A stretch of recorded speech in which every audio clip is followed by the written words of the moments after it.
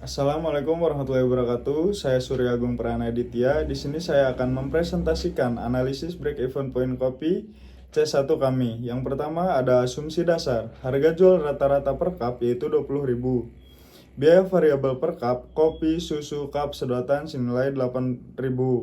Margin kontribusi per cup yaitu 20.000 dikurangi 8.000 sama dengan 12.000. Selanjutnya ada biaya tetap bulanan. Biaya tetap bulanan dari rata-rata biaya operasional bulanan. Yang pertama ada operasional senilai 2.916.000 sekian. Ada SDM senilai 1.250.000. Ada penyusutan aset senilai 885.000.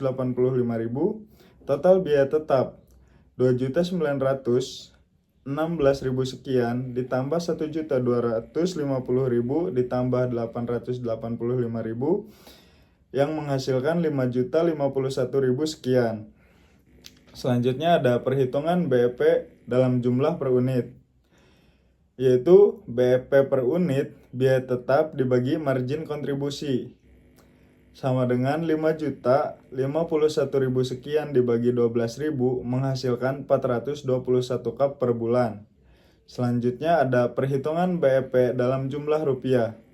BEP dalam jumlah rupiah 421 kali 20.000 menghasilkan 8.420.000 per bulan. Interpretasi C1 kopi mencapai titik impas apabila mampu menjual minimal 421 cup per bulan atau setara kurang lebih 14 cup per hari. Perkenalkan, nama saya Kevin Fidera Irawan dari kelas AB46 Keuangan Wirausahaan Entre 1. Saya di sini akan menjelaskan tentang long term financing atau pembiayaan jangka panjang yang dibutuhkan untuk mendukung operasional usaha. Pertama, dari sisi kebutuhan pembiayaan, jangka panjang dana ini digunakan untuk perbedaan aset tetap yang bersifat jangka panjang seperti mesin espresso, grinder, meja, dan kursi, serta peralatan mendukung lainnya.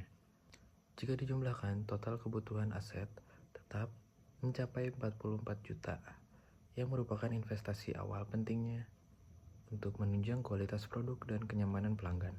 Selanjutnya, jika masuk ke simulasi angsuran pinjaman, dalam simulasi ini usaha mengajukan pinjaman sebesar 40 juta dengan suku bunga 10% per tahun dan tenor 5 tahun.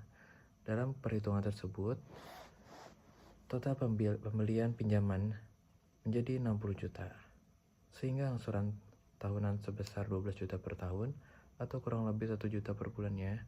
Nilai ini masih tergolong realistis dan dapat disesuaikan dengan proyeksi arus keusahaan.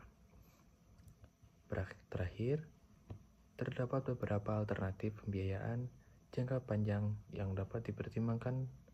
Pertama, adalah pinjaman bank UMKM yang menawarkan tenor cukup panjang dengan bunga yang tetap.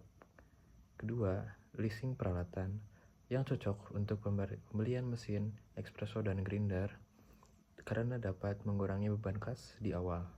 Ketiga, equity financing, yaitu dengan melibatkan investor yang menanamkan modal tanpa kewajiban membayar bunga, namun dengan konsekuensi berbagi kepemilikan usaha. Dengan mempertimbangkan berbagai opsi tersebut, pelaku usaha dapat memilih skema pembiayaan yang paling sesuai dengan kondisi dan strategis bisnis jangka panjangnya. Oke, terima kasih telah menonton video ini. Mohon maaf bila ada kata yang salah atau ada yang tidak mengenakan. Wassalamualaikum warahmatullahi wabarakatuh.